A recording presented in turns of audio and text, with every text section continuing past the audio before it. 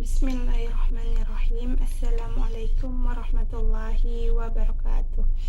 Baiklah, saya Mia Safitri akan menjelaskan tentang mistisisme agama.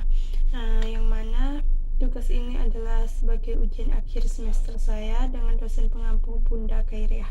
Baiklah, kita masuk kepada yang pertama, yakni mistisisme. Mistisisme adalah kepercayaan bahwa kebenaran tertinggi tentang realitas hanya dapat diperoleh melalui pengalaman intuitif, suprarasional, bahkan spiritual, dan bukan melalui akal, rasio, atau reason logis belaka. Berdasarkan arti tersebut, mistik sebagai sebuah paham, yaitu paham mistik atau mistisisme, merupakan paham yang memberikan ajaran yang serba mistik. Misalnya, ajarannya berbentuk rahasia atau ajarannya serba rahasia, tersembunyi, gelap, atau terselubung dalam kegelaman, sehingga hanya dikenal, diketahui, atau dipahami oleh orang-orang tertentu saja, terutama penganutnya. Beberapa pendapat tentang paham mistik atau mistisisme. Yang pertama, kepercayaan tentang adanya kontak antara manusia bumi dengan Tuhan. Yang kedua, kepercayaan tentang persatuan mesra ruh manusia dengan Tuhan. Yang ketiga, kepercayaan kepada suatu kemungkinan terjadinya persatuan langsung manusia dengan zat ketuhanan dan perjuangan bergairah kepada persatuan tersebut. Yang keempat, kepercayaan kepada hal-hal yang rahasia dan hal-hal yang tersembunyi. Yang kelima, kecenderungan hati kepada kepercayaan yang menakjubkan atau kepada ilmu yang rahasia. Selanjutnya kita masuk kepada ajaran dan sumber dari mistisisme. Yang pertama, subjektif. Selain serba mistik, ajaran mistisisme ini juga serba subjektif, tidak objektif. Tidak ada pedoman dasar yang universal atau yang otentik bersumber dari pribadi tokoh utamanya, sehingga paham mistik itu tidak sama satu sama lainnya, meskipun tentang hal yang sama, sehingga pembahasan dan pengalaman ajaran tidak mungkin dikendali atau dikontrol dalam arti yang semestinya. Yang selanjutnya itu bersifat abstrak atau spekulatif.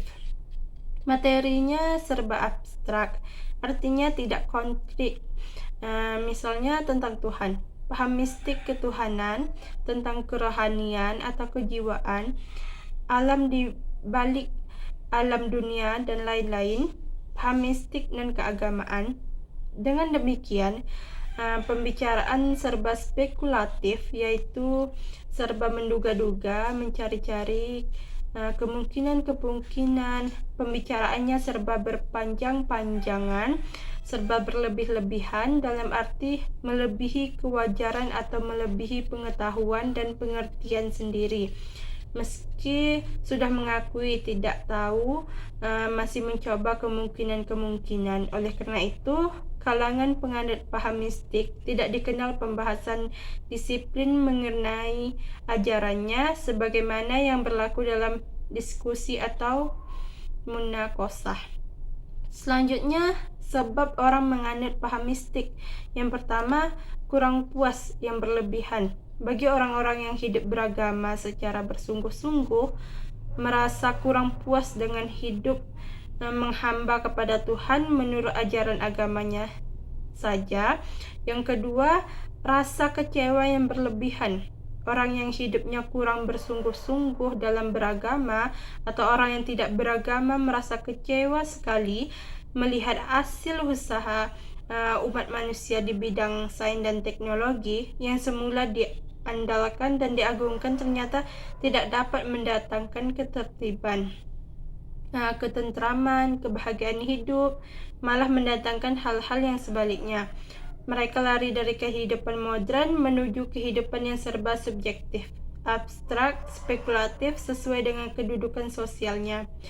Di antara mereka masih ada yang berusaha merasionalkan ajaran paham mistik yang dianutnya, dan ada pula yang tegas-tegas lepas sama sekali dari tuntutan kemajuan zaman ini. Demikian, paham mistik dapat menanam standar etika dan moral dalam tatanan peradaban. Walaupun paham mistik biasanya disampaikan menggunakan perumpamaan, sebenarnya terdapat nilai-nilai yang dapat direnungkan dan masih relevan untuk diterapkan dalam kehidupan sehari-hari. Hal-hal yang termasuk dalam mistisisme, yang pertama ilmu gaib. Yang dimaksud dengan ilmu gaib di sini yaitu cara-cara dan maksud menggunakan kekuatan yang diduga ada di alam gaib, yaitu yang tidak dapat diamati oleh rasio dan pengalaman mistik manusia. Kekuatan-kekuatan gaib ini dipercayai di tempat-tempat tertentu, pada benda-benda pustaka, ataupun berada pada menjelma dalam tubuh manusia. Yang selanjutnya ada magis. Untuk mengetahui hubungan antara unsur-unsur kebatinan ini, pertentangan magis dengan masalah lain yang erat hubungannya. Yang pertama, magis dan tahayul. Orang percaya bahwa membunuh seseorang dapat dipergunakan bagian yang berasal dari tubuh orang yang dimaksud, misalnya untuk membunuh musuh dengan cara membakar rambut atau kukunya. Yang kedua, magis dan ilmu gaib. Jika kita menggunakan contoh di atas, maka mempercayai kemampuan membunuh dengan menggunakan kemampuan rambut dan kuku melalui suatu proses pengolahan tertentu secara irasional tergolong ilmu gaib. Selanjutnya, magis dan kultus dianggap mempunyai kekuatan memaksa kepada supranatural atau Tuhan. Kultus merupakan perbuatan yang terbatas pada mengharap dan mempengaruhi supernatural atau Tuhan. Selanjutnya ada kebatinan, golongan yang hendak menggunakan kekuatan gaib untuk melayani berbagai keperluan manusia atau ilmu gaib, atau golongan yang berusaha untuk mempersatukan jiwa manusia dengan Tuhan selama manusia itu masih hidup, agar manusia itu dapat merasakan dan mengetahui hidup di alam baka, maka manusia mengalami mati. Selanjutnya, para psikologi. Menurut ilmu jiwa, gejala jiwa manusia itu dapat dibagi atas. Yang pertama, gejala jiwa yang normal yang terdapat pada orang normal. Yang kedua, gejala jiwa abnormal terdiri dari gejala supranormal, gejala jiwa paranormal, gejala jiwa abnormal. Gejala jiwa paranormal dimiliki seseorang berdasarkan anugerah yang maha kuasa tanpa dipelajari, sehingga mempunyai kemampuan melebihi gejala jiwa orang yang normal, berupa kemampuan mengetahui sesuatu peristiwa sebelum terjadi, kemampuan perubahan-perubahan tanpa menggunakan kekuatan yang terdapat dalam fisik. Selanjutnya, tasawuf sebagai mistisisme Islam. Mistisisme bergandengan dengan Islam. Dengan sebutan mistisisme Islam merupakan istilah khusus ditunjukkan kepada orang-orang Islam yang mendalami tasawuf, di mana di dalam literatur barat disebut dengan istilah sufisme. Jadi,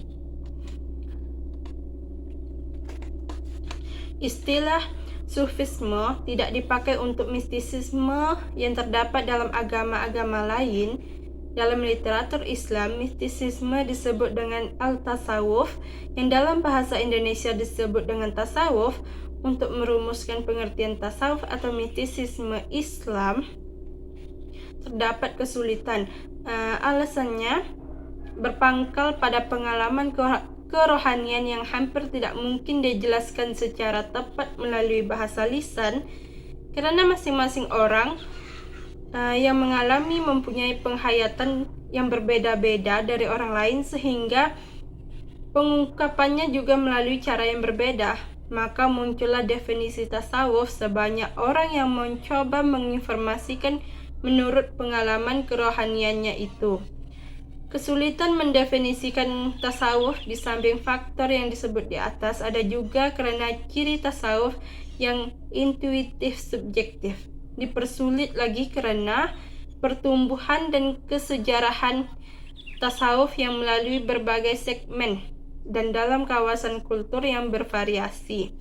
Dalam fase dan dalam setiap kawasan kultur muncullah tasawuf terlihat hanya sebagai dari unsur-unsur saja sehingga penampilannya tidak utuh dalam satu ruangan dan waktu yang sama. Dari unsur-unsur yang berserak itulah kemudian disistematisir satu disiplin ilmu yang disebut tasawuf. Tepat kiranya bila Harun Nasution menyatakan bahwa tasawuf atau sufisme merupakan suatu ilmu pengetahuan yang mempelajari cara bagaimana seorang Islam dapat berada sedekat mungkin dengan Allah. Jadi, tasawuf di sini adalah sebagai upaya memahami hakikat Tuhan seraya melupakan segala sesuatu yang berkaitan dengan kesenangan hidup duniawi. Jadi cukup sekian penjelasan dari saya tentang mistisisme agama. Kurang dan lebih saya mohon maaf. Wabillahi taufik wal hidayah. Wassalamualaikum warahmatullahi wabarakatuh.